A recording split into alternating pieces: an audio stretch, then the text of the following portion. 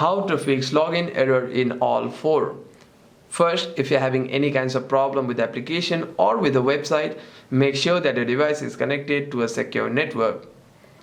Swipe down on the control center and turn on your Wi-Fi or cellular data, however you prefer. And if you have a strong connection, you shouldn't be having problem with the if you have a strong connection, you shouldn't be facing any problem regarding your internet connection while logging in. However, if you are still having any other kinds of problem with the login, simply go to your Safari and here you want to search all four over here. Click on search and you'll see the official channel 4, also called all 4 website.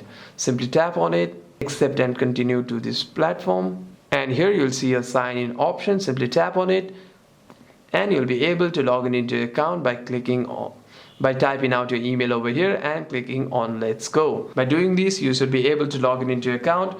By doing this, you should be able to log in into your account on website. However, if you're having any problem with the application, if you're having any problems on the application, you might want to simply uninstall the application and install it again.